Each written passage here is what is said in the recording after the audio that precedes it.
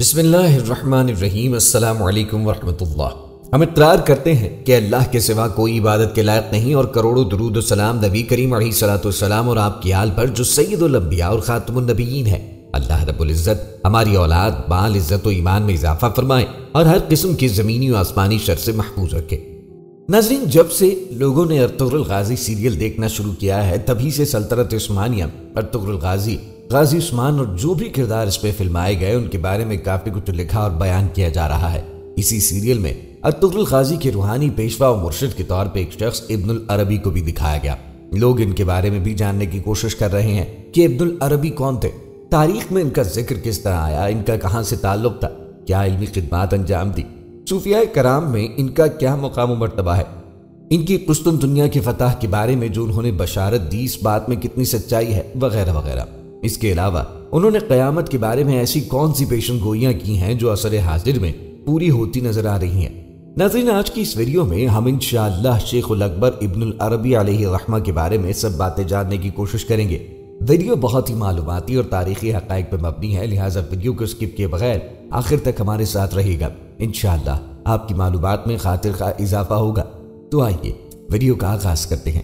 ناظرین، شیخ اکبر محی الدین ابن العربی علیہ الرحمہ ایک بہت بڑے صاحب کشف و کرامت صوفی بزرگ، عظیم فلسفی، مفکر، محقق، ادیب، دانشور گزرے ہیں، جنہوں نے تزکیہ نفس، اصلاح قلب و باطن پہ بہت زور دیا اور تصوف پر کئی کتابیں تحریر فرمائی۔ اہل علم بڑے ادب و احترام سے آپ کا نام لیتے ہیں۔ آپ دنیا تصوف کے وہ چمکتے ستارے ہیں جن کے علم و عرفان سے دنیا کئی صدیوں سے منور ہو رہی ہے۔ بے پناہ فضل و کمال کی وجہ سے آپ کو شیخ اکبر کے لقب سے بھی یاد کرتے ہیں۔ یہ لقب آپ کو آپ کے استاد ابو مدین غوث تلمسانی علیہ الرحمہ نے دیا، اور یہ لقب لوگوں کی زبان پر ایسا جاری ہوا کہ شیخ اکبر سنتے ہی ذہن آپ ہی کی طرف جاتا ہے، اور آپ کی شخصیت اس لقب کی حقدار بھی ہے۔ شیخ اکبر حضرت ابن العربی علیہ الرحمہ کی پیدائش کا واقعہ بھی بہت دلچسپ ہے۔ آپ کے والد حضرت علی بن محمد علیہ الرحمہ اللہ کے ولی، بہت متقی پرہیزگار بندے تھے، لیکن آپ کے گھر اولاد نرینہ نہ تھی۔ کافی دعائیں کی، لیکن پھر بھی آپ اولاد کی نعمت سے سرفراز نہ ہوئے، اور آپ کی عمر بھی بڑھتے بڑھتے 50 سال ہو گئی تھی۔ پھر آپ حضور غوث پاک کی بارگاہ میں حاضر ہوئے اور دعا کی درخواست کی کہ حضور آپ میرے لیے دعا فرما دے کہ اللہ پاک مجھے بیٹے کی نعمت سے نواز دے۔ حضور غوث پاک علیہ الرحمہ نے آپ کے حق میں دعا فرمائی، لیکن ہاتف غیبی سے آواز آئی کہ اس شخص کی قسمت میں کوئی اولاد نہیں ہے۔ تو پھر غوث اعظم نے فرمایا، علی بن محمد، ایسا کرو، ہماری پیٹھ سے اپنی پیٹھ ملا کے بیٹھ جاؤ، ہماری پشت میں ابھی ایک بیٹا ہے، وہ ہم آپ کو دے دیتے ہیں۔ حضرت علی بن محمد نے ویسا ہی کیا کہ جیسے حضور غوث اعظم نے فرمایا تھا۔ اس کے بعد غوث اعظم نے فرمایا کہ آپ کے گھر ایک بچہ پیدا ہوگا، اس کا نام ہم محمد اور اس کا لقب محی الدین رکھتے ہیں۔ یہ بچہ اولیاء میں بلند رتبہ اور عظیم درجہ پائے گا۔ حضرت غوث پاک کی بشارت کے مطابق 9 ماہ بعد 17 رمضان مبارک بروز پیر 560 ہجری بمطابق 26 جولائی 1160 عیسوی کو سرکار غوث پاک رحم اللہ علیہ کے وصال سے 1 سال پہلے آپ کے گھر ایک بچہ پیدا ہوا۔ سرکار غوث پاک کے ارشاد کے مطابق اس بچے کا نام محمد اور لقب محی الدین رکھا۔ حضرت عبد العربی علیہ الرحمہ سرکار بغداد کی دعا کا فیضان تھے، آپ کے روحانی بیٹے تھے۔ ناظرین، محی الدین محمد ابن العربی الحاتمی الطائی اندلسی دنیا اسلام کی ممتاز صوفی، عارف، محقق، قدو، علماء اور علوم کا بحر بے کنار ہیں۔ اسلامی تصوف میں آپ کو شیخ اکبر کے نام سے یاد کیا جاتا ہے، اور تمام مشائخ آپ کے اس مقام پر تمکین کے قائل ہیں۔ عام خیال یہ ہے کہ تصوف اسلام میں وحدت الوجود کا تصور سب سے پہلے انہوں نے ہی پیش کیا۔ ان کا قول تھا کہ باطنی نور خود رہبری کرتا ہے۔ بعض علماء نے ان کے اس عقیدے کو الحاد و زندقہ سے تعبیر کیا، مگر صوفیہ انہیں شیخ الاکبر کہتے ہیں۔ ان کی تصانیف کی تعداد 500 کے قریب ہے، جن میں فصوص الحکم اور الفتوحات المکیہ 4000 صفحات بہت مشہور ہیں۔ فتوحات المکیہ 560 ابواب پر مشتمل ہے، اور کتب تصوف میں اس کا درجہ بہت بلند ہے۔ ناظرین، شیخ اکبر ابن العربی کا پورا نام محمد بن علی بن محمد ابن العربی الطائی الحاتمی الاندلسی تھا، اور آپ کے ہاتھ سے لکھے خطی نسخوں پر آپ کے یہی نام لکھے آتے ہیں۔ تدویرات الہیہ کے ہاتھ سے لکھے نسخے کا عکس ملاحظہ کریں، جس پر محمد بن علی ابن العربی واضح پڑھا جا سکتا ہے۔ مشرق والے، خصوصاً وہ لوگ جن کی مادری زبان فارسی ہے، آپ کو ابن عربی کہتے ہیں، جبکہ مغرب میں آپ ابن العربی اور ابن سراقہ کے نام سے پہچانے جاتے ہیں۔ آپ کو سب سے زیادہ شہرت الشیخ الاکبر کے لقب سے ہوئی، اور مسلمانوں کی تاریخ میں یہ لقب کسی دوسری شخصیت کے لیے استعمال نہ کیا گیا۔ آپ اندلس کے شہر مرثیہ میں ایک معزز عرب خاندان میں پیدا ہوئے جو مشہور زمانہ سخی حاتم طائی کے بھائی کی نسل سے تھا۔ آپ کے والد مرثیہ کے ہسپانوی الاصل حاکم محمد بن سعید مرزنیش کے دربار سے متعلق تھے۔ آپ کا گھرانہ بھی علمی تھا۔ آپ کے دادا حضرت محمد علیہ الرحمہ اندلس کے جید عالم دین اور قاضی تھے۔ آپ کے والد گرامی بھی ولی کامل تھے۔ شیخ اکبر محمد ابن العربی اپنے والد کی وفات کا واقعہ اس طرح بیان فرماتے ہیں کہ میرے والد گرامی نے اپنے عمر کی آخری ایام میں کہا کہ بیٹا 15 دن بعد بدھ کے روز ہمارا انتقال ہو جائے گا۔ آپ کے قول کے مطابق 15 دن بعد بدھ کے روز آپ کے والد گرامی کا انتقال ہو گیا۔ ناظرین، آپ نے قرآن شریف ناظرہ اور ابتدائی تعلیم ابو بکر بن خلف سے مرثیہ میں ہی حاصل کی۔ ابن عربی ابھی 8 برس کے تھے کہ مرثیہ پر موحدین کے قبضے کر لینے کے نتیجے میں آپ کے خاندان کو وہاں سے ہجرت کرنا پڑی۔ چونکہ اشبیلیہ پہلے سے ہی موحدون کے ہاتھ میں تھا، اس لیے آپ کے والد نے لشبونہ حالیہ پرتگال کا دارالحکومت لزبن میں پناہ لی۔ البتہ جلد ہی اشبیلیہ کے امیر ابو یعقوب یوسف کے دربار میں آپ کو ایک معزز عہدے کی پیشکش ہوئی اور آپ اپنے خاندان سمیت اشبیلیہ منتقل ہو گئے، جہاں پر ابن عربی نے اپنی جوانی کا زمانہ گزارا۔ ابتدائی تعلیم کے مراحل آپ مرثیہ اور لشبونہ میں طے کر چکے تھے۔ اشبیلیہ میں آپ کو اپنے وقت کے نامور عالموں کے قدموں میں بیٹھنے کی سعادت ملی۔ مروجہ دینی اور دنیاوی تعلیم کے حصول کے ساتھ ساتھ آپ کا بہت سا وقت صوفیاء کرام کی خدمت میں گزرتا۔ تصوف کا سلسلہ آپ کے خاندان میں قائم تھا۔ اسی طرح آپ کے ماموں ابو مسلم الخولانی جو ساری رات عبادت میں گزارتے تھے اور جب ان کی ٹانگیں تھک جاتی تھی تو انہیں چھڑیوں سے مارتے تھے اور کہتے تھے تمہیں مارنا بہتر ہے اپنی سواری کے جانور کو مارنے سے۔ وہ کہا کرتے تھے کہ کیا رسول اللہ صلی اللہ علیہ وآلہ وسلم کے صحابہ سمجھتے ہیں کہ حضور صرف ان کے لیے ہیں؟ اللہ کی قسم ہم ان پر اس طرح ہجوم کر کے آپ کی طرف بڑھیں گے کہ انہیں پتہ چل جائے گا کہ انہوں نے اپنے پیچھے مردوں کو چھوڑا ہے جو آپ کے مستحق ہیں۔ ابن عربی لکھتے ہیں کہ میں نے اس چیز کا مشاہدہ اپنے زمانہ جاہلیت میں کیا تھا۔ اپنے بارے میں لکھتے ہیں کہ میرا دخول اس طریقے میں 580 ہجری میں ہوا جبکہ آپ کی عمر 20 برس کی تھی۔ اس بارے میں بیان کیا جاتا ہے کہ آپ اشبیلیہ کے کسی امیر کبیر کی دعوت میں مدعو تھے جہاں پر آپ کی طرح دوسرے روسا کے بیٹوں کو بلایا گیا تھا۔ کھانے کے بعد جب جام گردش کرنے لگا اور سراہی آپ تک پہنچی اور آپ نے جام کو ہاتھ میں پکڑا تو غیب سے آواز آئی، محمد کیا تم کو اسی لیے پیدا کیا گیا تھا؟ آپ نے جام کو ہاتھ سے رکھ دیا اور پریشانی کے عالم میں دعوت سے باہر نکل گئے۔ گیٹ پر آپ نے وزیر کے چرواہے کو دیکھا جس کا لباس مٹی سے اٹا تھا۔ آپ اس کے ساتھ کھولیے اور شہر سے باہر اپنے کپڑوں کا اس کے کپڑوں سے تبادلہ کیا۔ کئی گھنٹوں تک ویرانوں میں گھومنے کے بعد آپ ایک قبرستان پہنچے جو نہر کے کنارے واقع تھا۔ آپ نے وہاں پہ ڈیرا لگانے کا فیصلہ کیا اور ایک ٹوٹی ہوئی قبر میں جا اترے۔ دن اور رات ذکر الہی میں مصروف ہو گئے اور سوائے نماز کی ادائیگی کے وقت کے اس میں سے نہ نکلتے تھے۔ 4 روز کے بعد آپ باہر نکلے تو علوم کا ایک دریا لے کر لوٹے۔ آپ نے اس کے بعد اپنے شیخ کی زیر نگرانی ایک 9 ماہ کا چلہ کاٹا۔ ابن صادقین نے اسے روایت کیا ہے، میری خلوت فجر کے وقت شروع ہوئی اور فتح اسرار کا کھلنا طلوع شمس سے قبل وقوع میں آیا۔ فتح کے بعد مجھ پر ابدار کی حالت واجد ہوئی اور اس کے علاوہ دوسرے مقامات ترتیب وار آئے۔ میں اپنی جگہ پہ قائم رہا 14 ماہ تک اور ان سارے اسرار تک رسائی حاصل کی جنہیں میں نے فتح کے بعد تعلیف کیا ہے، اور میری فتح اس لہجے میں ایک جذب کی طرح تھی۔ یہاں پر ابن عربی نے جس مقام ابدار کا ذکر کیا ہے اس کی تشریح آپ نے دوسری جگہ پہ ان الفاظ میں فرمائی ہے، ابدار کو آنے عالم میں اپنی تجلی کی مثال کے لیے اپنے حکم سے نصب کیا ہے، بس وہ خلیفہ الہی ہے جو عالم میں اللہ کے اسماء اور احکام اور رحمت اور قہر اور انتقام اور عفو کے ذریعے ظاہر ہوتا ہے، جیسے سورج ظاہر ہوتا ہے چاند میں، اور جب وہ پورے کو روشن کر دیتا ہے تو اس کو بدر پورا چاند کہتے ہیں۔ گویا سورج اپنے آپ کو بدر کے آئینے میں دیکھتا ہے۔ آپ نے 1.5-2 سال کا عرصہ سرکاری ملازمت کی جس میں آپ بطور فوج میں بھرتی ہوئے، لیکن پھر آپ کے ساتھ ایسا واقعہ پیش آیا کہ آپ نے ملازمت سے ہاتھ اٹھا لیا اور طریقے کے دوسرے لوگوں کی طرح فقر کو اپنا شعار بنایا۔ ناظرین، ابن عربی نے پہلی بار 590 میں اندلس کی سرزمین سے باہر کا سفر کیا۔ آپ نے تونس میں ابو القاسم بن قسی جو المغرب مراکش میں المرادون کے خلاف اٹھنے والے صوفیوں کے بانی قرار دیے جاتے ہیں کی کتاب خلع النعلین کا درس لیا۔ بعد میں آپ نے اس کتاب کی شرح پر ایک مستقل رسالہ تصنیف کیا۔ اسی سفر کے دوران میں آپ کی ملاقات ابو محمد عبدالعزیز بن ابو بکر القریشی المہدوی کے ساتھ ہوئی، جن کی فرمائش پر آپ نے اندلس کے صوفیہ کے تذکروں پر مشتمل اپنی کتاب روح القدس لکھی۔ اس کتاب میں 55 صوفیہ کا تعارف کرایا گیا جن کے ساتھ آپ کا رابطہ رہا یا جن کے ساتھ آپ کی شاگردگی کا رشتہ تھا۔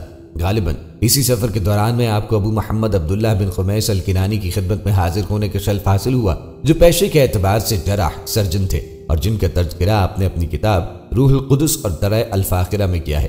ان کی صحبت میں آپ 1 سال سے کچھ عرصہ کم رہے تھے۔ واپسی کے راستے میں آپ عبداللہ القلزاز سے ملاقات کے لیے جزیرہ طریف میں رکے۔ وہاں پر ان کے درمیان میں ایک دلچسپ بحث چل نکلی۔ سوال یہ تھا کہ شاکر غنی اور صابر فقیر میں سے کون افضل ہے۔ ابن عربی نے اپنے لیے فکر کا ہی راستہ اختیار کیا تھا، چنانچہ فرماتے ہیں میں کسی حیوان کا ہرگز مالک نہیں اور نہ ہی اس کپڑے کا جس کو میں پہنتا ہوں، کیونکہ وہ بھی معین شخص سے جو مجھے اس میں تصرف کا اذن دے بطور عاریت لے کے پہنتا ہوں، اور اس زمانے میں جس میں کسی چیز کا مالک ہوتا ہوں اسی وقت یا بذریعہ ہبہ کے یا بذریعہ آزاد کرنے کے، اگر وہ چیز قابل آزاد کرنے کی ہو، خارج ہو جاتا ہوں۔ یہ حال مجھے اس وقت حاصل ہوا جبکہ میں نے خدا تعالیٰ کے لیے عبودیت اختصاص کے تحقق کا ارادہ کیا تھا، تو اس وقت مجھے کہا گیا کہ تیرے لیے یہ بات درست نہیں ہو سکتی حتیٰ کہ تجھ پر کسی کی حجت قائم نہ ہو۔ میں نے کہا کہ اگر اللہ تعالیٰ چاہے تو اس کی بھی حجت مجھ پر نہ ہو، تو مجھے کہا گیا کہ یہ بات تمہارے لیے کس طرح درست ہو سکتی ہے کہ خدا تعالیٰ کی حجت تم پہ قائم نہ ہو۔ میں نے کہا کہ دلائل اور حجت منکروں پر قائم کیے جاتے ہیں، نہ کہ خدا تعالیٰ کی توحید کا اقرار کرنے والوں پر۔ دلائل اور براہین دعاوی اصحاب حدود النفس و معلومتا والوں پر قائم کیے جاتے ہیں، اور جو کہے کہ میرا کوئی حق نہیں ہے اور نہ اموال و متاع دنیا میں کوئی حظ و حصہ ہے، اس پر حجج و دلائل قائم نہیں کیے جاتے۔ جب آپ سفر سے اپنے شہر اشبیلیہ واپس لوٹیں تو ایک غیر معمولی واقعہ پیش آیا۔ آپ لکھتے ہیں میں نے افریقے میں جامعہ تیونس سے مشرقی طرف واقع ابن مثنہ کے محل میں نماز عصر کے وقت ایک معین دین جس کی تاریخ میرے پاس ہے کچھ شعر لکھتے ہیں۔ پھر میں اشبیلیہ لوٹا اور دونوں شہروں کے درمیان میں 3 ماہ کے قافلے کا سفر حائل ہے۔ اگلے ہی سال ابن عربی پھر فاس مراکش میں تھے جب المحدون فوج دشمن کا مقابلہ کرنے کے لیے اندلس بھیجی گئی۔ معلوم ہوتا ہے کہ ابن عربی کا رجحان زیادہ سے زیادہ شمالی افریقہ کی طرف ہوتا جا رہا تھا، جہاں پر آپ کی صوفیہ کی محبت ملتی تھی، جن کی قربت آپ کو اپنی روحانی ترقی کے لیے اہم تھی۔ مگر اندلس میں آپ کے والدین مقیم تھے اور دوسرے رشتہ دار تھے۔ آپ کی 2 غیر شادی شدہ بہنیں تھیں۔ خود آپ کی شادی غالباً ہو چکی تھی کیونکہ آپ اپنی صالحہ بیوی مریم بنت محمد بن عبدون بن عبد الرحمن الجبائی کا ذکر کرتے ہیں، جو ایک امیر کبیر کی بیٹی تھی اور آپ کی طرح طریقے پہ چلنے کی متمنی تھی۔ ناظرین 593 ہجری میں ابن عربی پھر ایک بار فاس میں تھے، جہاں پر ایک کشف میں آپ کا روحانی درجہ دکھایا گیا۔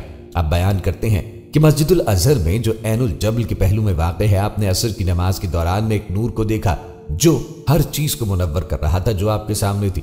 جب آپ کی یہ تمیز بالکل کھو بیٹھے کہ آگے کیا ہے اور پیچھے کیا، اور آپ کشف میں جہتوں میں فرق نہ کر سکتے تھے بلکہ ایک گلوب کی طرح تھے، اور جہتوں کو صرف ایک مفروضے کے طور پر نہ کہ حقیقی رنگ میں تصور کر سکتے تھے۔ اس قسم کا تجربہ آپ کو پہلے بھی ہو چکا تھا، مگر اس کی کیفیت ایسی تھی کہ آپ کو صرف سامنے کی چیزیں دکھائی دیتی، جبکہ اس کشف نے ہر طرف کی چیزوں کو ظاہر و باہر کر دیا تھا۔ 593 میں فاس کے مقام پر آپ پر خاتم الاولیاء کی حقیقت کھولی گئی۔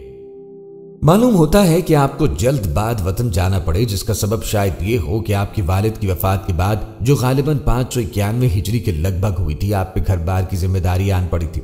چنانچہ جب سے آپ کے خاندان نے آبائی وطن مرثیہ کو چھوڑا تھا، آپ پہلی بار وہاں پر لوٹ کر گئے، جس کا مقصد وہاں کی جائیداد کو ٹھکانے لگانے ہو سکتا ہے۔ البتہ رستے میں آپ نے مریا کے مقام پر، جہاں پر ابن عریف محاسن المجالس نے صوفیوں کے لیے تربیتی دائرہ قائم کر رکھا تھا، اپنی کتاب مواقع النجوم صرف 11 روز کے اندر تصنیف کی۔ 595 ہجری کی بات ہے، جس سال مسیح کے مقام پر آپ کے دل میں اللہ کی طرف سے یہ بات ڈالی گئی کہ میرے بندوں کو اس کے کرم کے بارے میں بتاؤ جو میں نے تم پہ کیا ہے۔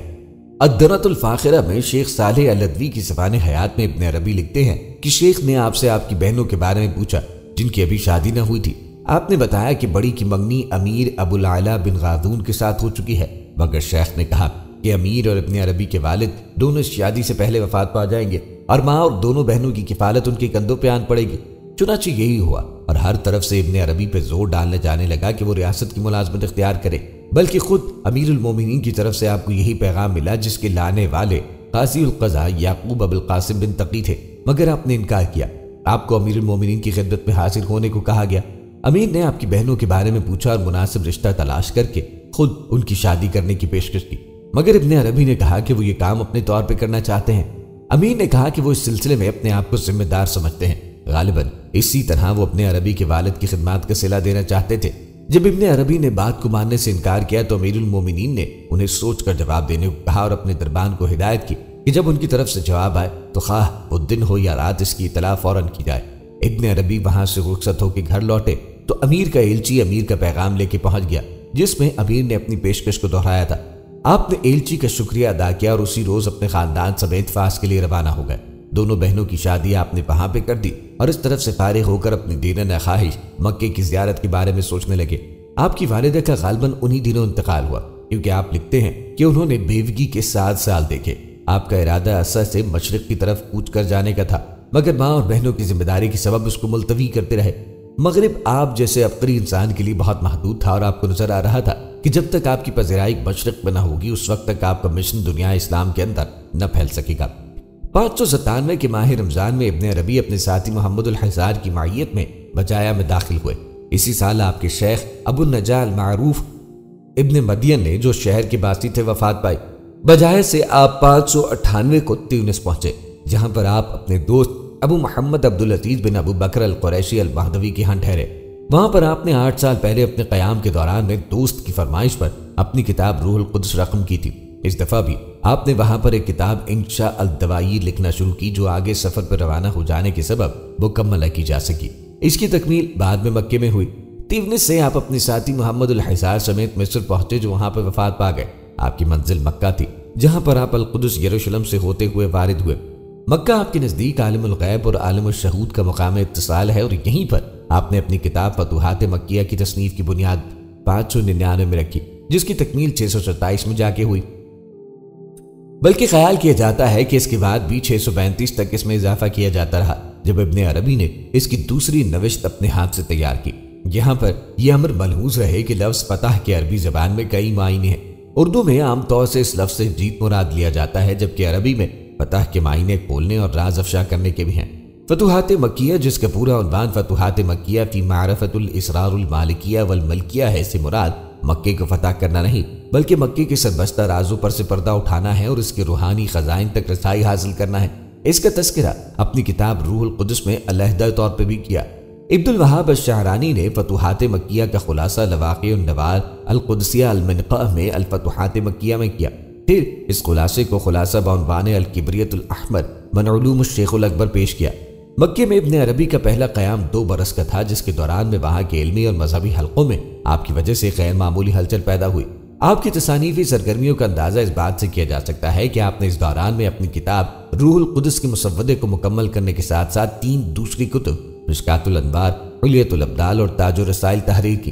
سب سے بڑی بات یہ تھی کہ آپ نے فتوحات مکیہ پہ کام شروع کیا، جس کے 560 ابواب کی فہرست ابتدائی کار میں ہی تیار کر لی گئی تھی۔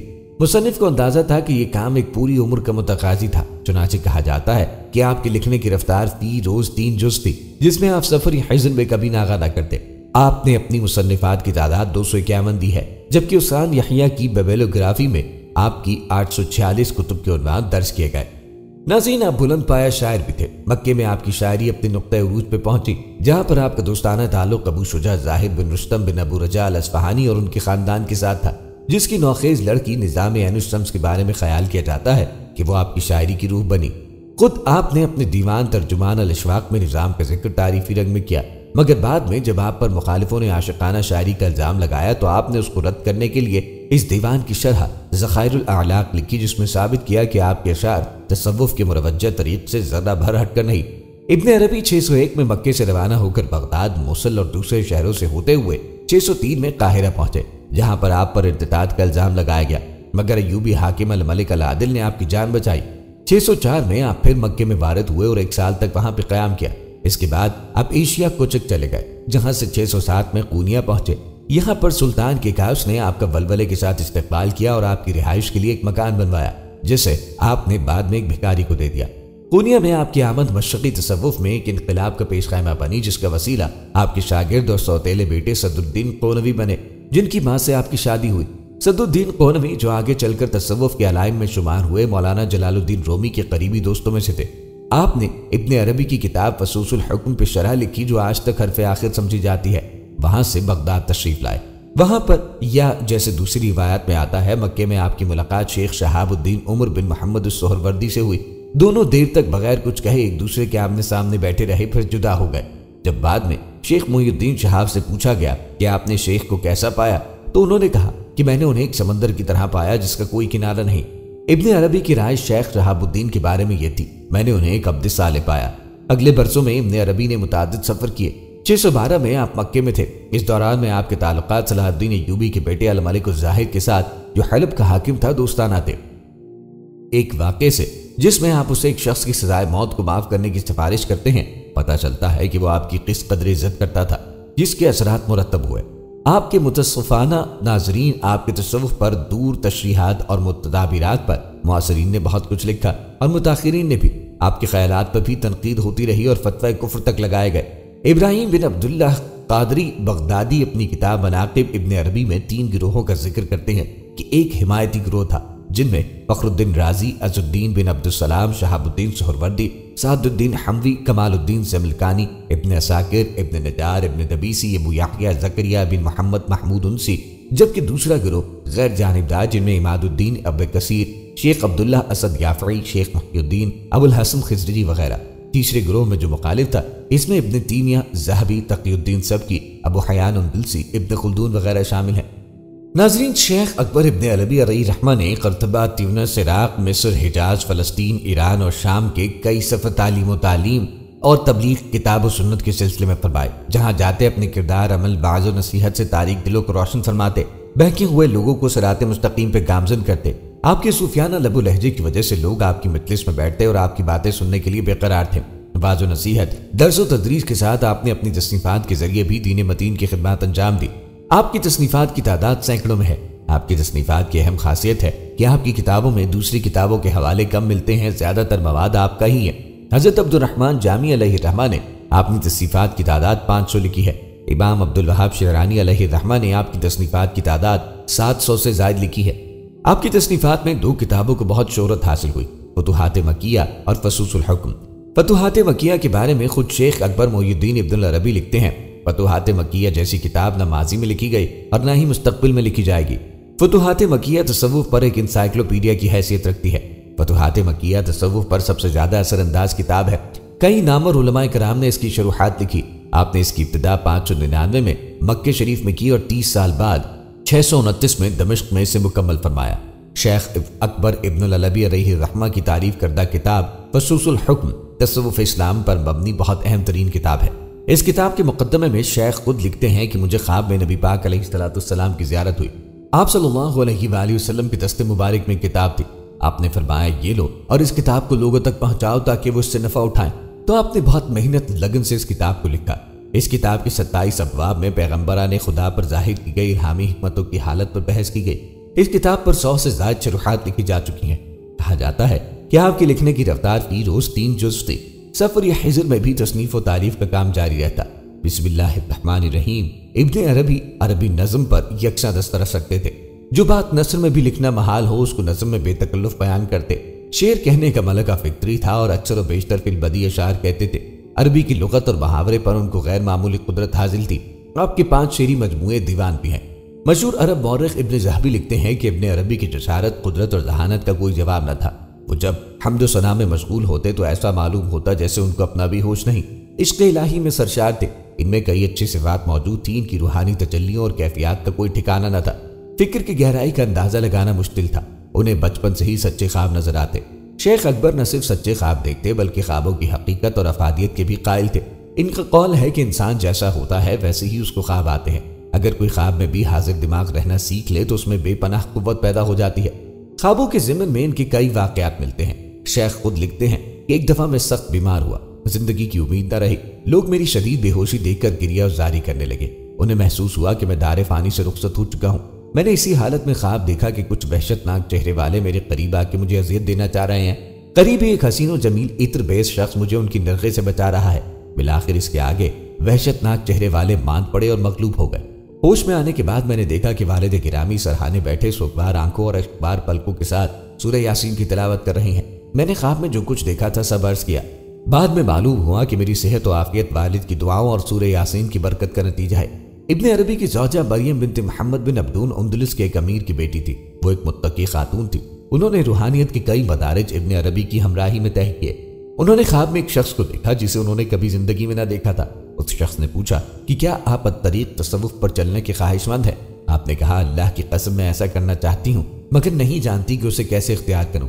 اس شخص نے جواب دیا، 5 باتوں سے، توکل، یقین، صبر، عزیمت اور صدق کے ساتھ۔ ابن عربی نے اپنی اہلیہ کے خواب کو سن کر تصدیق کی، یہی صوفیہ کا راستہ ہے۔ آپ رحمۃ اللہ علیہ کو خرقے کی نسبت ابو محمد یونس قصار ہاشمی کے ذریعے ایک واسطے سے حضور غوث پاک سے حاصل ہے، اور بعض روایات میں بھی ہے کہ آپ کو حضور غوث پاک سے ارادت بلا واسطہ بھی حاصل ہے۔ خرقہ خلافت میں آپ کو دوسری نسبت حضرت خضر علیہ السلام سے حاصل ہے بلا واسطہ، اور شیخ اکبر نے اپنی کتاب الملابس میں لکھا ہے کہ میں نے خرقہ تصوف ابو الحسن بن عبداللہ بن جامع سے پہنا اور انہوں نے حضرت خضر علیہ السلام سے حاصل کیا۔ ابن عربی نے اس واقعے کا ذکر یوں کیا ہے: میں نے یہ مشہور خرقہ شیخ ابو الحسن علی بن عبداللہ ابن جامع کے مقدس ہاتھوں سے مقلی مضافات میں موصل اور ان میں واقع ان کے بعد 601 ہجری میں پہنا، اور ابن جامع نے حضرت خضر علیہ السلام کے ہاتھوں سے پہنا تھا۔ جس جگہ اور جس طرح ابن جامع کو حضرت خضر علیہ السلام نے خرقہ پہنایا تھا، اسی جگہ اور اسی طرح بلا کمی و بیشی انہوں نے مجھے خرقہ پہنایا۔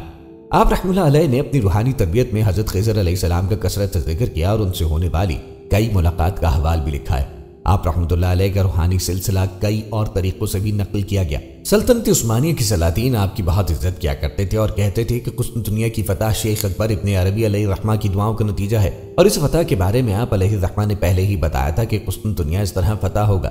فتوحات مکیہ مترجم فاروق قادری۔ ہو سکتا ہے اسی زمانے آپ کی ملاقات ارطغرل غازی سے ہوئی ہو۔ ناظرین، ڈراموں کی باتیں اپنی جگہ، مگر ابن عربی اور ارطغرل کے درمیان ملاقات کے ٹھوس تاریخی شواہد کم ہی دستیاب ہیں۔ یہی وجہ ہے کہ اس معاملے پر مورخین میں بہت اختلاف ہے۔ البتہ یہ ضرور ہے کہ ابن عربی اناطولیہ، پونیا اور حلب میں رہے، جبکہ اسی دور میں ارطغرل بھی اسی علاقے میں اپنے قبیلے کی بقا کی جنگ لڑ رہے تھے۔ ابن عربی نے 1240 اور ارطغرل نے 1280 میں وفات پائی، یعنی وہ ایک ہی زمانے میں ایک ہی علاقے میں موجود رہے، تو عین ممکن ہے کہ ان کے درمیان ملاقاتیں بھی رہی ہوں۔ ارطغرل کے بیٹے عثمان غازی کے سسر حضرت شیخ ادیب علی ابن عربی کے مرید تھے۔ اس طرح بھی اس خاندان میں آپ کے گہرے اثرات رہے ہیں۔ ابن عربی نے اسپانی سلطنت کے قیام کی پیش گوئی کی جو پوری ہوئی، یہاں تک کہ انہوں نے بادشاہوں کے جو نام بتائے تھے حکمران اسی ترتیب سے آتے رہے۔ ایوبی اور سلجوق حکمران حضرت ابن عربی کے معتقد تھے۔ صلاح الدین ایوبی کے بیٹے الملک الظاہر سے دوستانہ تعلقات تھے، جبکہ صلاح الدین ایوبی کے نواسے امیر عبدالعزیز بھی آپ سے بہت عزت و احترام سے پیش آتے۔ ایوبی حاکم الملک العادل نے آپ کو قاہرہ میں دشمنوں سے بچایا۔ سلجوق سلطان علاء الدین کے بعد آپ رحمۃ اللہ کا مرید تھا۔ تاہم آپ رحمۃ اللہ علیہ ان تعلقات کو اسلامی تعلیمات کی اشاعت، مسلم حکومتوں کی مضبوطی اور عام افراد کی بھلائی کے لیے استعمال کرتے، کبھی ذاتی فوائد حاصل کیے اور نہ ہی ان کے دباؤ میں آئے۔ ایک بار سلطان نے آپ اور آپ کے ساتھیوں کے لیے 2 روز تک کھانا بھجوایا، مگر آپ نے کچھ نہ کھایا۔ جب وجہ پوچھی گئی تو فرمایا، میں اس کھانے کو جائز نہیں سمجھتا کیونکہ یہ حرام ہے۔ ناظرین، حضرت ابن عربی نے کئی شادیاں کی۔ اندلس کے ایک امیر کی بیٹی مریم بنت محمد آپ کی پہلی اہلیہ تھی، جن کا آپ نے بہت محبت سے ذکر کیا۔ وہ ایک نہایت متقی خاتون تھی اور شوہر کے ساتھ روحانی مدارج بھی طے کیے۔ فاطمہ بنت یونس صدر الدین قونوی کی والدہ اور دمشق کے قاضی کی بیٹی سے بھی آپ کی شادی ہوئی۔ گویا آپ نے مختلف اوقات میں 4 شادیاں کی، جن سے 2 صاحبزادے سعد الدین محمد عماد الدین اور ایک صاحبزادی زینب دولت ہوئی۔ تاہم یہ اولاد کس کے بطن سے ہوئی، اس زمن میں متضاد روایات ہیں۔ ناظرین، حضرت محی الدین عربی غیر معمولی صلاحیات اور خوبیاں رکھتے تھے۔ وہ اپنے زمانے کے بہت بڑے عالم اور کیفیت ظاہر و باطنی کے حامل تھے۔ شیخ کے طرز تحریر سے واقف نہ ہونے کی وجہ سے لوگوں میں غلط فہمیاں ہیں۔ بعض نادان یورپ زدہ ابن عربی کے فلسفے یا حکمت کو افلاطون کا فلسفہ سمجھتے ہیں۔ ابن عربی کی کتب میں مغربی فلسفے کا کہیں ذکر نہیں۔ حضرت ابن عربی تاریخ اسلام میں ایک ایسے منفرد مصنف ہیں جن کی مخالفت اور موافقت میں بڑے بڑے لوگوں نے صدیوں سے حصہ لیا اور آج بھی ان کی تصنیفات معرض بحث ہیں۔ شیخ نے اپنی زندگی میں کبھی کسی مخالفت کی پرواہ نہ کی اور نہ ہی کسی سے مناظرہ کیا، بلکہ خاموشی اور متانت سے لوگوں کی باتوں کو سنا اور اپنے علمی کام جاری رکھا۔ آپ رحم اللہ علیہ نے 8 ربیع الثانی 638 ہجری 1240 میں 78 برس کی عمر میں دمشق میں وفات پائی۔ ایک روایت کے مطابق وفات کے وقت سورہ کہف کی آیت نمبر 65 لکھ رہے تھے، جس کا ترجمہ یہ ہے: اور اسے ہم نے اپنے پاس سے ایک علم سکھایا تھا، آپ کو حبل قاسیون پر سپرد خاک کیا۔ آپ رحم اللہ علیہ نے پیشن گوئی کی تھی کہ میری قبر گم ہو جائے گی اور اس وقت دوبارہ ظاہر ہوگی جب سین شین میں داخل ہوگا۔ ایسا ہی ہوا۔ منگولوں کے حملوں کے نتیجے میں ہونے والی تباہی سے آپ کی قبر معدوم ہو گئی۔ جب 1516 میں ترک سلطان سلیم نے شام فتح کیا تو آپ کی قبر ظاہر ہوئی، یعنی سین سلیم شین شام میں داخل ہوا۔ مشہور ہے کہ ایک شب سلطان سلیم نے خواب میں ایک بزرگ کو دیکھا جو انہیں اس جگہ کھدائی کا حکم دے رہے تھے جہاں ابن عربی کی قبر تھی۔ جب دوسرے روز وہاں کھدائی کروائی گئی تو آپ کی قبر ظاہر ہو گئی، جس پر سلطان نے مقبرہ تعمیر کروایا۔ بعد ازاں سلطان عبدالحمید نے اسے توسیع دی۔ آپ کی وفات کے بارے میں ایک اور جگہ پر کچھ اس طرح لکھا گیا: اللہ پاک اپنے مقرب لوگوں کو ایسی طاقت عطا فرماتا ہے کہ جس سے ان سے خلاف عادت چیزیں ظاہر ہو جائیں، اسی کو کرامت کہتے ہیں۔ ایسا ہی ایک واقعہ مشہور صوفی بزرگ شیخ الاکبر محی الدین ابن عربی کی وفات کا ہے۔ آپ نے فرمایا: جب سین شین میں داخل ہوگا تب محی الدین یعنی میری قبر ظاہر ہوگی۔ آپ نے ایک حکمت کے تحت فرمایا تھا کیونکہ آپ کو علم تھا کہ فتنے کی وجہ سے ان کی قبر کئی 100 سال تک پوشیدہ رہے گی۔ آپ ایک بار دمشق کے پہاڑی علاقے میں ممبر پر کھڑے ہو کے خطاب کر رہے تھے، کہنے لگے تمہارا خدا و معبود میرے پیروں کے نیچے ہے۔ یہ سننا تھا عوام نے غصے میں حملہ کیا اور آپ کو اسی جگہ شہید کیا۔ آپ کے چند اہل نظر مریدوں نے آپ کو کسی خفیہ مقام پہ دفن کر دیا کہ کہیں لوگ قبر کی بے حرمتی نہ کریں۔ اس واقعے کے تقریباً 300 سال بعد عثمانی سلطان سلیم اول نے دمشق فتح کیا تو سلطان سلیم کے خواب میں حکم دیا گیا کہ ابن عربی کی قبر کو تلاش کرو اور وہاں مسجد بناؤ۔ سلطان سلیم اس جگہ گیا جہاں ابن عربی کو شہید کیا گیا تھا۔ اس نے مسجد کے ممبر کے نیچے جگہ کھودنے کا حکم دیا تو نیچے سے سونا چاندی اور ہیرے جواہرات نکلے۔ تب لوگوں کو سمجھ آئی کہ ابن عربی نے جو یہ کہا تھا کہ تمہارے معبود و خدا میرے پاؤں کے نیچے ہیں، اس کا مطلب مال و دولت تھا، کیونکہ قرآن و حدیث کے مطابق دنیا دار لوگ مال و دولت کو اپنا خدا بنا کے رکھتے ہیں۔ پھر سلطان سلیم نے ابن عربی کی قبر کو دریافت کیا، وہاں قبہ بنایا اور آباد کیا۔ تب لوگوں کو سمجھ آیا کہ ابن عربی کے اس قول کا مطلب ہے کہ جب سین یعنی سلطان سلیم شین یعنی ملک شام میں داخل ہوگا تو ابن عربی کی قبر ظاہر ہوگی۔ نفح الطیب کے مؤلف نے شعبان، رمضان اور اول شوال 1037 ہجری میں ابن عربی علیہ الرحمہ کی قبر کی زیارت کی۔ وہ لکھتے ہیں میں نے ان کی قبر کی زیارت کی اور اس سے بار بار برکت حاصل کی اور وہاں میں نے انوار کی چمک ظاہر پائی، اور کوئی بھی انصاف پسند ان واضح احوال سے انکار نہیں کر سکتا جس کا مشاہدہ ابن عربی کی قبر پہ ہوتا ہے۔ شیخ ابن عربی علیہ الرحمہ کی قبر مبارک آج بھی اہل دل لوگوں کے لیے مرجع عقیدت و محبت اور زبان حال سے پکار رہی ہے۔ شیخ ابوبکر کی وفات کے تقریباً نصف صدی بعد ان کی تصانیف مشرقی ممالک میں گردش کرنے لگی تھی۔ عبد الوہاب شعرانی جیسے جید عالم نے ابن عربی پر ابتدائی کام کر کے آنے والوں کے لیے راستہ ہموار کیا۔ مغربی ممالک میں ابن عربی کے کثیر الابعاد افکار کا موازنہ کیا گیا۔ 13ویں صدی عیسوی میں جرمنی میں ابن عربی پہ سنجیدہ کام شروع ہو گیا تھا، لیکن مغرب کے دیگر علاقوں کو یہ علمی خزانہ بہت بعد میں نظر آنا شروع ہوا۔ البتہ گزشتہ 50-60 برسوں میں مغرب کے دیدہ ور مستشرقین اور مشرقی علماء حکماء ابن عربی کی طرف زیادہ متوجہ ہوئے اور ان کی سحر انگیز شخصیت نیز افکار و نظریات پر تحقیق و تنقید کے مطالعات پیش کیے۔ مغربی مفکرین نے انسان اور کائنات کے باہمی ربط، مابعد الطبیعاتی اور الہیاتی مسائل کی تعبیر و توضیح، فلکیات، فطری سائنس کے کئی نظریات ابن عربی کے فلسفے سے اخذ کیے۔ ابن عربی کے مطابق تکوینیات خدا کی پہچان کا علم ہے، کائنات خدا کی صفات کا مظہر ہے۔ ابن عربی کا نظریہ علم مروجہ فلسفیانہ روایت سے الگ خواص کا حامل ہے۔ آپ نے علم کی اخلاقی و عملی جہاد پر زور دیا۔ ابن عربی کے لیے علم لامحدود وسعت کا مالک ہے۔ آپ کے خیال میں کوئی انسان علم کی آخری منزل تک نہیں پہنچ سکتا اور بہتری کی گنجائش ہمیشہ باقی ہے۔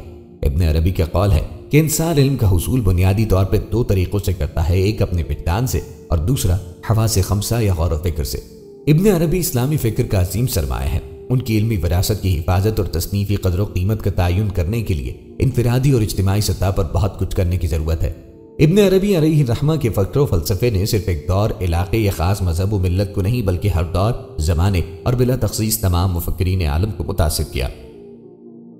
یہ افکار و خیالات اپنے موضوع کی گہرائی اور تنوع کے اعتبار سے اس قدر پیچیدہ، تہ در تہ اور پھیلے ہوئے ہیں کہ اگر انسان کے پاس وسیع علم اور عربی زبان و ادب پہ پوری دستر زمرہ صوفیہ اور ارباب کشف کی اصطلاحات، رموز، کنایات اور اسالیب سے اچھی طرح باخبر نہ ہو، بالخصوص ابن عربی علیہ الرحمہ کے مخصوص انداز بیان اور منفرد طرز تکلم سے شناسائی نہ ہو، تو اسے سوائے حیرت، انکار یا پھر منمانی اور غلط سلط تعبیرات کے کچھ حاصل نہ ہوتا۔ غالباً یہی وجہ ہے کہ بیشتر اکابر صوفیہ بالخصوص ابن عربی علیہ الرحمہ نے عام لوگوں کو اپنی کتابوں کے مطالعے سے شدت کے ساتھ منع کرتے ہیں۔ آپ کے انداز بیان کو ایسر الفہم، مغلق اور مبہم ہونے کا تانا دیتے ہیں۔ وہ یہ بھول جاتے ہیں کہ ابن عربی علیہ الرحمہ کا موضوع الہیات ہے، اور یہ ایسا موضوع ہے جہاں لسان الند انہو اخرس کے مطابق الفاظ درماندہ و عاجز ہوتے ہیں۔ الفاظ اس مقام کی نزاکت اور لطافت کے ساتھ دینے سے قاصر رہ جاتے ہیں۔ سورہ آل عمران میں ارشاد ہوتا ہے اور اللہ تعالیٰ تمہیں اپنے سے ڈراتا ہے۔ یہاں آپ کو ابن عربی کے نظریات کے متعلق بتاتے ہیں۔ آپ نے انسانی مملکت کو ایک بادشاہت سے تشبیہ دی۔ جس طرح ایک مملکت میں بادشاہ، وزیر، مشیر، محافظ، قاضی، سپہ سالار، فوج اور رعایا ناگزیر ہے، ویسے ہی اس جسم میں انسانی میں بھی یہ سب موجود ہے۔ انسان اپنی زندگی کے مراحل ویسے ہی طے کرتا ہے جیسے کوئی پودا۔ یہ حیران ہوتا ہے، پھر یہ جوان ہوتا ہے اور پھر اس سے بیج لیا جاتا ہے۔ کئی پودوں کی نسل چلتی ہے جبکہ کچھ کی رک جاتی ہے، پھر یہ پودا بوڑھا ہو کے ختم ہو جاتا ہے۔ انسان کی مثال ایسے ہی ہے۔ شیخ اکبر کے نزدیک اس انسان کا بھائی اور دوسرا پودا کائنات ہے۔ کائنات کے بڑھنے کی مثال انسان میں ناخن اور بال ہے۔ کائنات میں 4 عناصر ہیں، انسان کی تخلیق بھی انہی عناصر سے ہوئی۔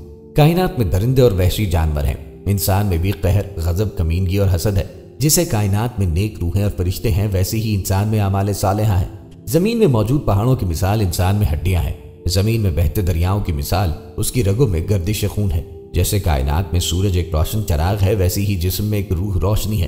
جب یہ جسم سے جدا ہوتی ہے تو جسم اندھیرے میں ڈوبتا ہے۔ کائنات میں چاند ہے، انسان میں اس کی مثال قوت عقل ہے۔ جیسے سورج چاند روشنی سے اخذ کرتا ہے، ویسے ہی عقل روح سے نور اخذ کرتی ہے۔ جیسے چاند گھٹتا اور بڑھتا ہے، ویسے ہی عقل عمر کے ساتھ بڑھتی ہے اور پھر بڑھاپے میں کم ہوتی ہے۔ عالم علوی میں موجود عرش کی مثال جسم انسانی میں دل ہے۔ صوفی ثقافت میں پہلے سے عام خیال کو لے کر ابن عربی نے ایک کامل انسان کے تصور پر گہرے تجزیے اور عکاسی کا اطلاق کیا اور اس مقصد کی تکمیل میں کسی کی جستجو کی۔ کامل ہستی کی وضاحت کے لیے ابن عربی نے پہلے آئینے کے استعارے کے ذریعے وحدانیت کے مسئلے پہ بحث کی۔ اس فلسفیانہ استعارے میں ابن عربی نے کسی چیز کا موازنہ بے شمار آئینوں میں خدا اور اس کی مخلوق کے درمیان تعلق سے کیا ہے۔ خدا کا جو ہر وجود انسان میں دیکھا جاتا ہے، جیسے کہ خدا ایک شے ہے اور انسان آئینہ، دو چیزوں کے معنی کہ چونکہ انسان محض خدا کے عکس ہیں، دونوں کے درمیان کوئی فرق یا جدائی نہیں ہو سکتی اور خدا کے بغیر مخلوق کا وجود نہ ہوگا۔ جب ایک فرد سمجھتا ہے کہ انسان اور خدا کے درمیان کوئی جدائی نہیں تو وہ حتمی وحدانیت کے راستے پہ ہے۔ جو شخص اس وحدانیت پہ چلنے کا فیصلہ کرتا ہے وہ حقیقی حقیقت کی پیروی کرتا ہے اور خدا کے جانے کی خواہش کا جواب دیتا ہے۔ اس وحدت کی حقیقت کے اندر تلاش انسان کو خدا کے ساتھ دوبارہ ملنے کا سبب بنتی ہے، نیز خود شعور کو بہتر بناتی ہے۔ کامل انسان اس ترقی یافتہ خود شعور اور خود شناسی کے ذریعے الہی خود ظہور کا اشارہ کرتا ہے۔ اس کی وجہ سے کامل انسان خدائی اور زمینی دونوں طرح کا ہوتا ہے۔ ابن عربی تشبیہ اسے ایک بلاتا سزا آسمان اور زمین کے درمیان استمس ہونے کے ناطے کامل انسان خدا کی جاننے کی خواہش پوری کرتا ہے۔ خدا کی موجودگی دوسروں کے ذریعے اس کے ذریعے محسوس کی جا سکتی ہے۔ ابن عربی نے اظہار کیا کہ خود ظہور کے ذریعے کوئی الہی علم حاصل کرتا ہے، جسے اس نے محمد کی اولین روح اور اس کے تمام کمالات کہا۔ ابن عربی نے تفصیل بتائی کہ کامل انسان کائنات الہی کے لیے ہے اور الہی روح کو کائنات تک پہنچاتا ہے۔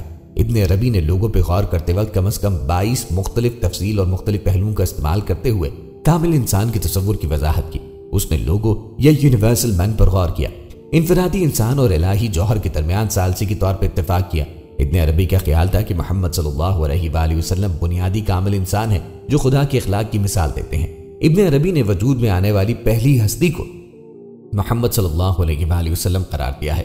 جو اہل سنت سواد اعظم کا عقیدہ ہے کہ کائنات میں ہر چیز سے پہلے اللہ تبارک و تعالی نے نبی آخر الزمان کا نور ایک تارے میں ظہور پذیر کیا۔ اللہ جو تمام مخلوقات کا مالک ہے اور محمد صلی اللہ علیہ وآلہ وسلم انسانوں کے لیے ایک بنیادی رول ماڈل۔ ابن عربی کا خیال تھا کہ خدا کی صفات اور نام اس دنیا میں ظاہر ہوتے ہیں۔ ان خدائی صفات اور ناموں کی مکمل اور کامل نمائش کے ساتھ جو محمد صلی اللہ علیہ وآلہ وسلم میں نظر آتے ہیں۔ ابن عربی کا خیال تھا کہ کوئی خدا کو حضرت محمد صلی اللہ علیہ وآلہ وسلم کے آئینے میں دیکھ سکتا ہے۔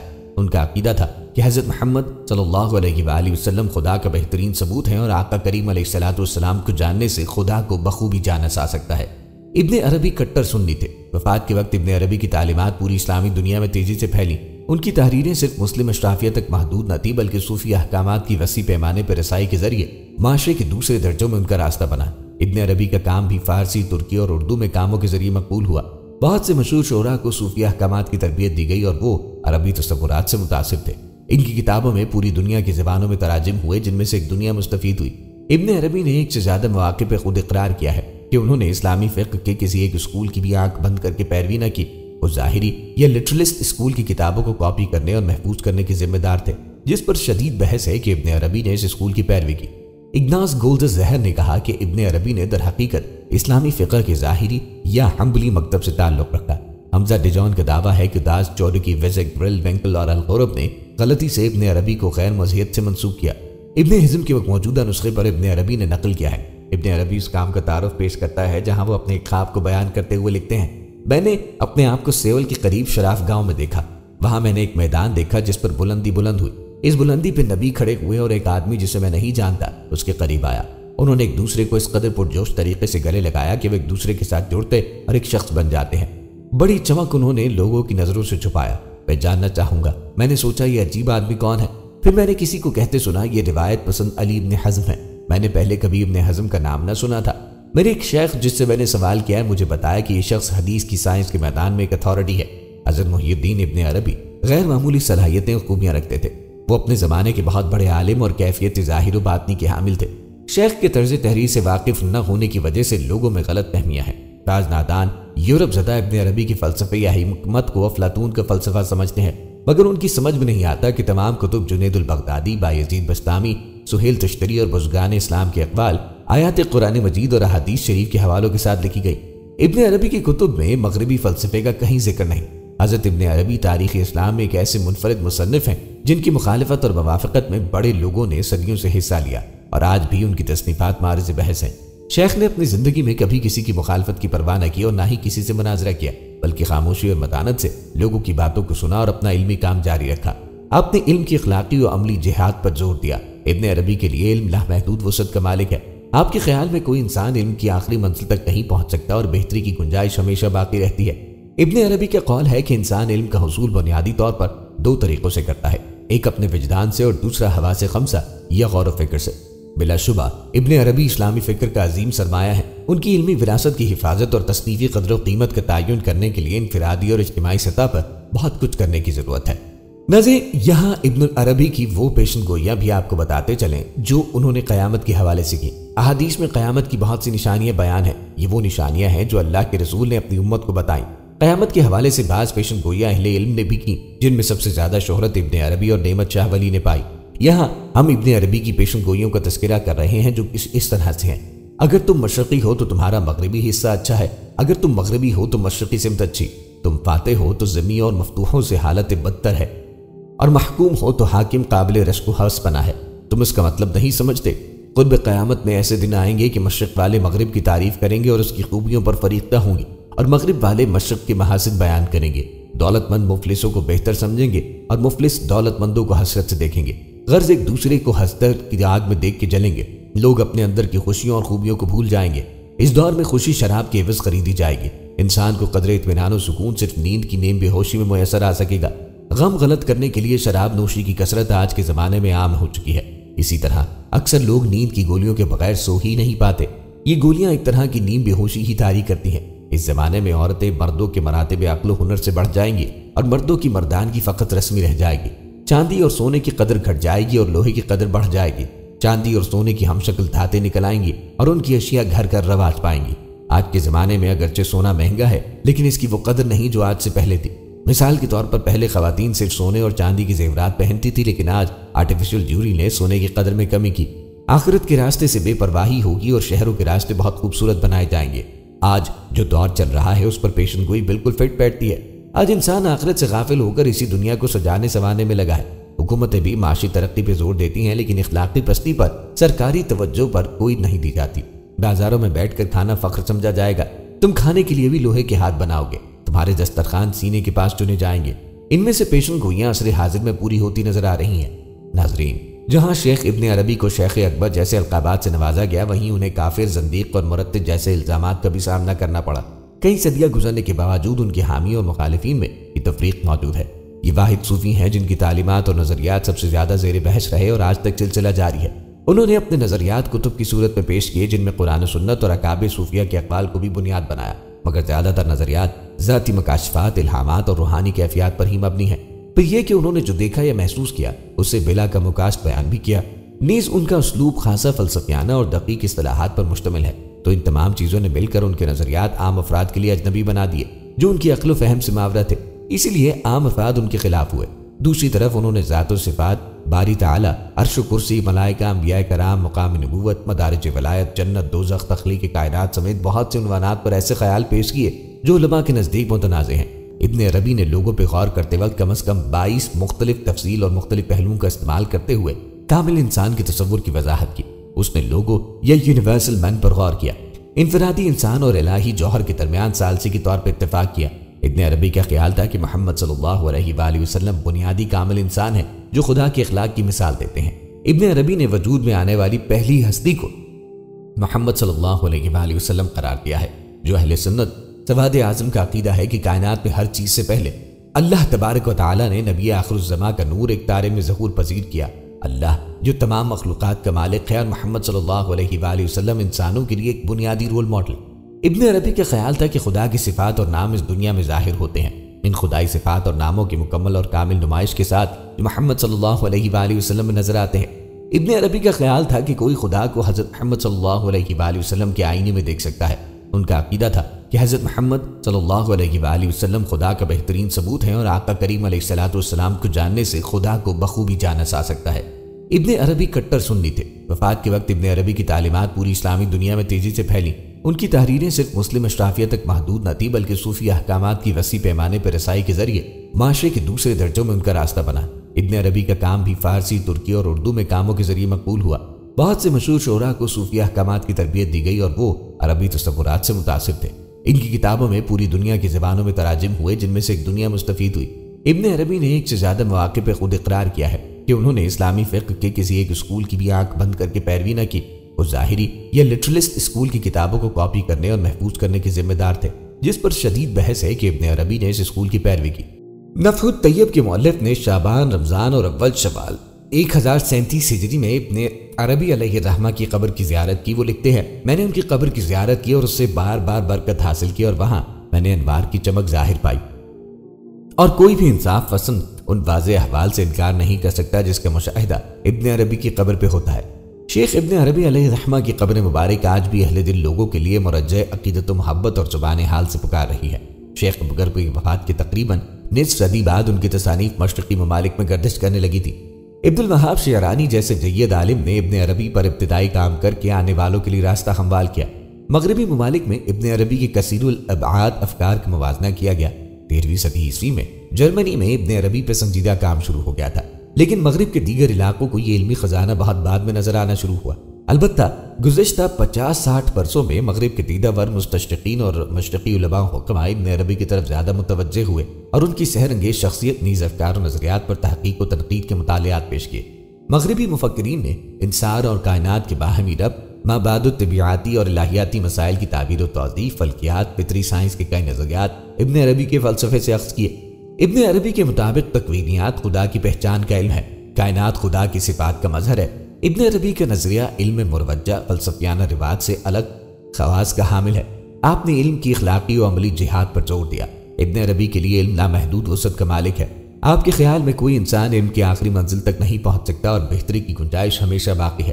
ابن عربی کا قول ہے کہ انسان علم کا حصول بنیادی طور پر 2 طریقوں سے کرتا ہے، ایک اپنے وجدان سے اور دوسرا حواس خمسہ یا غور و فکر سے۔ ابن عربی اسلامی فکر کا عظیم سرمایہ ہے۔ ان کی علمی وراثت کی حفاظت اور تصنیفی قدر و قیمت کا تعین کرنے کے لیے انفرادی اور اجتماعی سطح پر بہت کچھ کرنے کی ضرورت ہے۔ ابن عربی علیہ الرحمہ کے فکر و فلسفے نے صرف ایک دور، علاقے یا خاص مذہب و ملت کو نہیں بلکہ ہر دور، زمانے اور بلا تخصیص تمام مفکرین عالم کو متاثر کیا۔ یہ افکار و خیالات اپنے موضوع کی گہرائی اور تنوع کے اعتبار سے اس قدر پیچیدہ، تہ در تہ اور پھیلے ہوئے ہیں کہ اگر انسان کے پاس وسیع علم اور عربی زبان و ادب پہ پوری دستر زمرہ صوفیہ اور ارباب کشف کی اصطلاحات، رموز، کنایات اور اسالیب سے اچھی طرح باخبر نہ ہو، بالخصوص ابن عربی علیہ الرحمہ کے مخصوص انداز بیان اور منفرد طرز تکلم سے شناسائی نہ ہو، تو اسے سوائے حیرت، انکار یا پھر منمانی اور غلط سلط تعبیرات کے کچھ حاصل نہ ہوتا۔ غالباً یہی وجہ ہے کہ بیشتر اکابر صوفیہ بالخصوص ابن عربی علیہ الرحمہ نے عام لوگوں کو اپنی کتابوں کے مطالعے سے شدت کے ساتھ منع کرتے ہیں۔ آپ کے انداز بیان کو ایسر الفہم، مغلق اور مبہم ہونے کا تانا دیتے ہیں۔ وہ یہ بھول جاتے ہیں کہ ابن عربی علیہ الرحمہ کا موضوع الہیات ہے، اور یہ ایسا موضوع ہے جہاں لسان الند انہو اخرس کے مطابق الفاظ درماندہ و عاجز ہوتے ہیں۔ الفاظ اس مقام کی نزاکت اور لطافت کے ساتھ دینے سے قاصر رہ جاتے ہیں۔ سورہ آل عمران میں ارشاد ہوتا ہے، اور اللہ تعالیٰ تمہیں اپنے سے ڈراتا ہے۔ یہاں آپ کو ابن عربی کے نظریات کے متعلق بتاتے ہیں۔